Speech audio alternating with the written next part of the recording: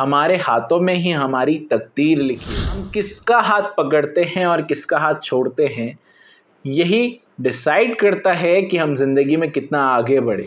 हमारे हाथ की कला के कारण ही दुनिया में हमें पूछा जाता है। ये सारी चीज़ें हाथ, हस्त, नक्षत्र से डिफाइन होती। अगर आपका भी जन्म नक्षत्र हस्त नक्षत्र है तो ये वीडियो ज़रूर देखें और आपकी जीवन की क्या क्या मेन डिटेल्स हैं, हिडन पावर है और आपके जीवन में ये हस्त नक्षत्र क्या क्या इन्वॉल्वमेंट कर रहा है, क्या क्या ऑब्स्टेकल्स क्रिएट कर रहा है और उसका निवारण कैसे करें, ये सारी चीज़ें आप हस्त नक्षत्र की इस वीडियो में जान सकते हैं।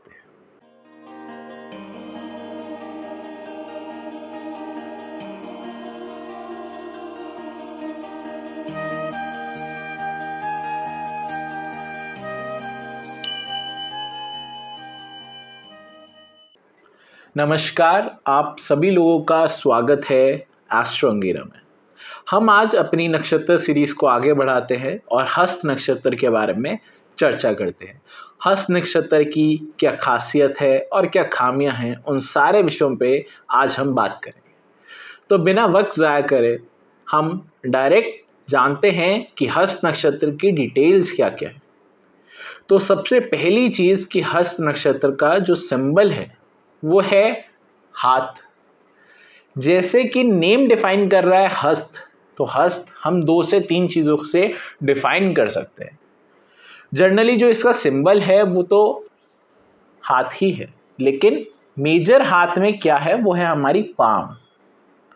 एंड हस्त को अगर हम संस्कृत में लें तो हस्त मीन्स हंसना भी होता है, लाफ्टर भी होता है, तो वो चीज़ भी आप इससे जोड़ सकते हैं। सेकेंड थिंग, रूलिंग प्लैनेट जो इस नक्षत्र का है वो है चंद्रदेव। अब Chandradev means emotional, soft hearted, दूसरों की परवाह करना, इमोशनल होना, ये सारी चीज़ें चंद्रदेव हमें देते हैं। इसके बाद हम बात करते हैं जो रूलिंग गॉड है वो है सवतूर। अब ये क्या चीज़ है? सूर्य देव की जो पहली किरण होती है उसे हम सवतूर बोलते हैं, या फिर हम ये कह लें कि बिफोर सनराइज, सूर्य उदय से पहले का जो सूरज है उसे हम सवतूर कहते हैं। और ये जो किरणें सूर्य देव की आती हैं ये हमारे जीवन के लिए बहुत ज़्यादा महत्वपूर्ण है। जो व्यक्ति सूर्य देव की इन किरणों से पहले जाग जाता है वो व्यक्ति कभी जिंदगी में मार नहीं खाता, क्योंकि आप बड़े बड़े ऑथर्स, बड़े बड़े फिल्म स्टार्स, सेलिब्रिटीज और या फिर कोई सक्सेसफुल बिजनेसमैन की अगर स्टोरी पढ़ते हो तो वो ज़रूर एक बात आपको बोलेंगे कि सूर्य के जागने से पहले मैं जाग जाता हूँ। उस चीज़ का इन्फ्लुएंस हमारी ज़िंदगी में बहुत हद तक रहता है। पूरी बॉडी एनर्जेटिक रहती है, पूरी बॉडी में एक पॉजिटिव एनर्जी रहती है। और इस समय अगर आप मेडिटेशन करते हो, कोई मंत्र का जाप करते हो, अपने चक्कर हील करते हो, तो वो सबसे जल्दी इसी वक्त में होते हैं, जो कि मैं बोलूँ 4 से 6 का समय। और ये 4 से 6 का समय केतु देव के अंडर रूल होता है और केतु देव इस समय आपको सब कुछ देंगे। आगे चलते हैं, आगे हम बात करते हैं हिडन पावर। तो इस नक्षत्र की जो हिडन पावर है वो है पार्वती माता। अब पार्वती माता को हम माँ काली भी बोलते हैं। पार्वती माता ही वो देवी हैं। जब शिवजी ने समुद्र मंथन से हलाहल निकला था, वो शिवजी ने जब ग्रहण कर लिया था तो शिवजी भी उस हलाहल को निगलने में समर्थ नहीं थे। तो उस समय पार्वती माता माँ काली का रूप लेकर वो शिवजी के हलाहल को गले पर ही रोक दिया, जिसके कारण शिवजी को नीलकंठ भी कहा जाता है। तो ये हिडन पावर पार्वती माता की अगर आप पूजा करते हो, उपासना करते हो, मंत्र उच्चारण करते हो, तो आपको फायदा जरूर मिलेगा। अगर आपको कभी भी कोई संकट आ रहा है तो पार्वती माता कोई भी मंत्र, स्पेशली साबर मंत्र का उच्चारण करें तो आपके लिए बहुत फायदेमंद साबित होगा। इस नक्षत्र के जो पहले चरण के स्वामी हैं वो है मंगल देव। दूसरे चरण के जो स्वामी हैं वो है शुक्र देव। तीसरे चरण के जो स्वामी हैं वो है बुध देव। और चौथे चरण के जो स्वामी हैं वो है चंद्रदेव। ये चरण वाइज आपको प्लैनेट रूल मैंने बताए। अब इसके साथ ही आप इनकी साउंड्स भी नोट डाउन कर लें। पहली चरण की जो साउंड है वो है पू, सेकंड चरण की जो साउंड है वो है श, थर्ड चरण की जो साउंड है वो है नु, एंड फोर्थ चरण की जो साउंड है वो है थ। अब कई बुक्स में थ, थू लिखा गया है, तो वो दोनों आप कंसिडर कर सकते हो। मेजरली अगर मैं आपको बोलूं तो आप थ कंसिडर करें, वो आपके लिए बेटर रहेगा। इसके बाद हम बात करते हैं जो एनिमल सिंबलाइज होता है वो होता है बफेलो। अब बफेलो से कुछ चीज़ें हैं जो आपको समझ लेनी चाहिए। अब बफेलो हमें दूध देती है। बफेलो के सिर पे सींग होते हैं, बट वो सींग मुड़े हुए होते हैं। और बफेलो जो एनिमल जिसको सिंबलाइज करती हैं वो होती है शनिदेव। लेकिन इस बफेलो में गुस्सा भी होता है, लेकिन ये दूध भी देती हैं जिससे पालन पोषण भी होता है। इसके बाद हम बात करते हैं जो बर्ड सिंबलाइज होता है इससे, वो होता है वल्चर। वल्चर जनरली वो बर्ड है जो मरे हुए जानवर को, कोई भी डेड बॉडी है उसे खाता है, और हमारी जो हम बोलते हैं लाइफ साइकिल में बहुत मेजर रोल प्ले करता है वल्चर। जो ट्री सिंबलाइज होता है वो होता है जैस्मिन।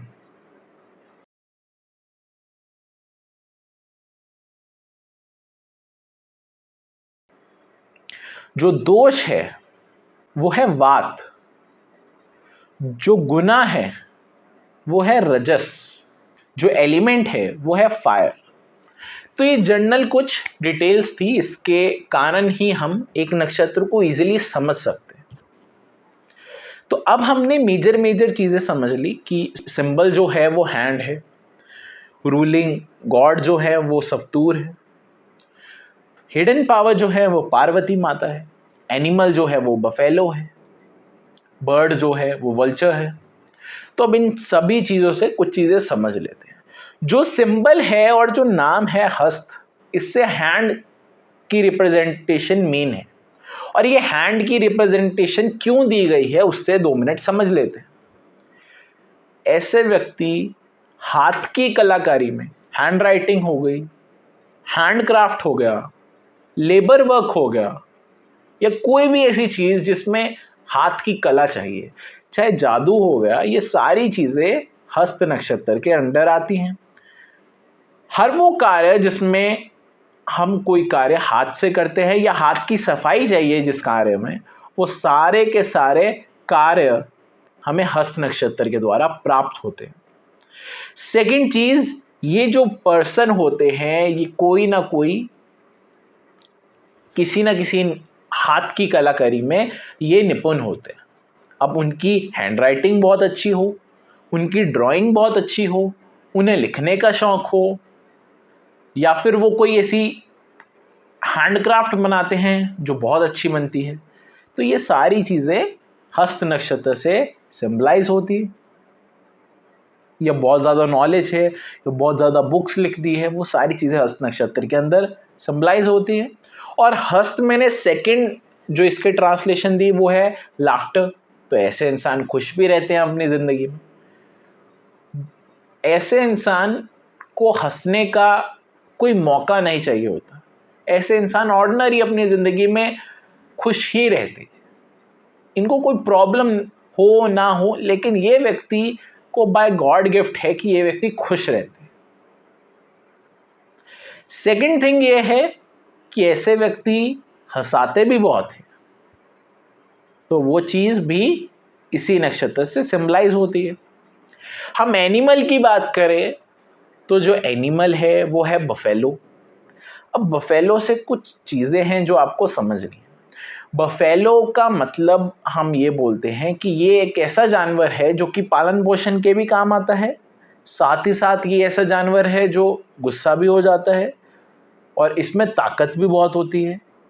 तो ये सारी चीज़ों को अगर मैं मिक्स करके एक चीज़ आपको समझाऊं तो ये बफेलो से इनका मूड स्विंग्स दर्शाते हैं और ये जनरली लोगों के लिए, सोसाइटी के लिए कुछ देकर जाते हैं।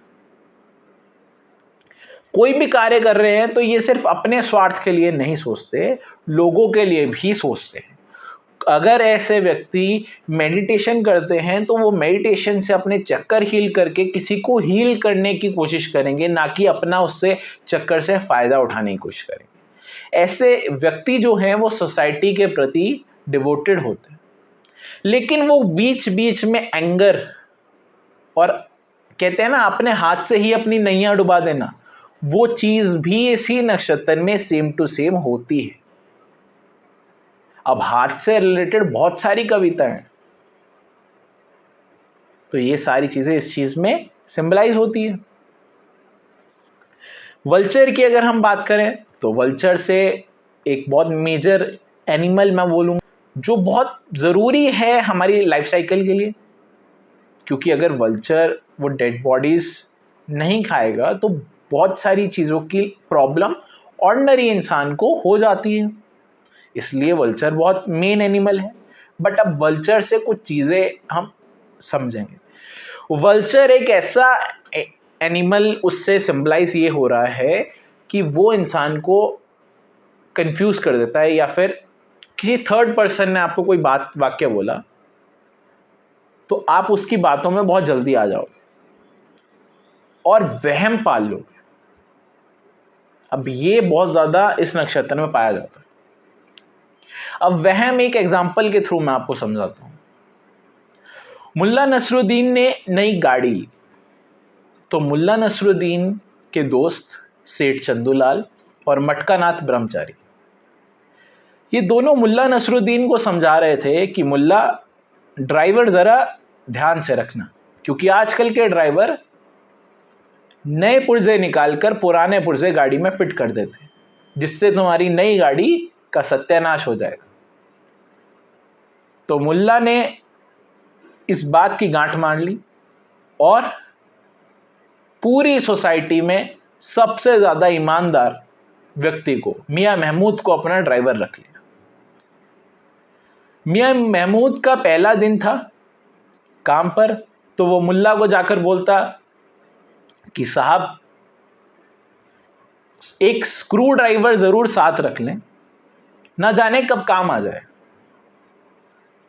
तो मुल्ला नसरुद्दीन ने बोला, मियां अगर मुझे साथ स्क्रू ड्राइवर ही रखना है तो मैंने तुम्हें काहे को ड्राइवर रखा है। तो मियां महमूद ने बोला कि ये स्क्रू ड्राइवर और कुछ नहीं, पेंचकस है। तो मुल्ला नसरुद्दीन को दोबारा से वो अपने दोस्तों की बात याद आई कि ये मियां महमूद मुझसे पहले दिन ही पेंचकस मांग रहा है, इसने पक्का गाड़ी में से कुछ ना कुछ चोरी करना है, वरना नई गाड़ी है मेरी, उसमें पेंचकस का क्या काम। अब मुल्ला नसरुद्दीन ये भ्रम अपने मन में लेकर गाड़ी में तो बैठ गए। जब मियां महमूद ने गाड़ी स्टार्ट की और पहला गियर डाला तो गाड़ी में से खटपट की आवाज आई। मुल्ला नसरुद्दीन ने बोला, ये क्या किया तुमने? तो मियां महमूद ने बोला, जनाब मैंने तो अभी गियर ही बदला है। तो मुल्ला ने बोला, या अल्लाह क्या ज़माना आ गया है, मेरे दोस्त बिल्कुल ठीक ही कहते थे। अरे मियाँ तुम तो दिन दिहाड़े ही मेरे सामने गाड़ी का गियर बदल रहे हो, मेरे पीठ पीछे तो न जाने क्या क्या बदलोगे। तो कई बार लोग समझाना कुछ चाहते हैं, लोग समझ कुछ जाते हैं, और वो वहम इतना स्ट्रांगली किसी के दिमाग में घुस जाता है कि आप सब कुछ का सत्यानाश कर देते। इसलिए वहम का इलाज पीजीआई भी नहीं होता। तो ये चीज़ की प्रॉब्लम आपको अगर है तो इसका निवारण कर लें, और इसका निवारण आपकी हिडन पावर कहीं ना कहीं आपकी मदद करेगी। मतलब पार्वती माता की अगर आप पूजा करते हो तो आपको ये वहम की आदत से छुटकारा मिलेगा। दूसरी चीज, मॉर्निंग में जितनी जल्दी उठोगे सूरज की पहली किरण का आपको स्पर्श होगा, उतना ही फायदेमंद आपके लिए ये चीज होगी, और आपकी बॉडी से रिलेटेड भी बहुत अच्छा होगा आपके लिए। अगर हम बात करें ये जो आपके दोष आया है, जो कि आपका वात आया है, तो वात में मेजर प्रॉब्लम्स क्या आती है? ऐसे इंसान को जो कोल्ड की प्रॉब्लम है, जल्दी जुकाम लग जाना और कफ रहना, या फिर हम बोले कि सर्दियों वाली जो समस्याएं होती है, ड्राई स्किन, ड्राई हेयर्स, तो ये चीज की प्रॉब्लम ऐसे इंसान को आमतौर पर आती ही आती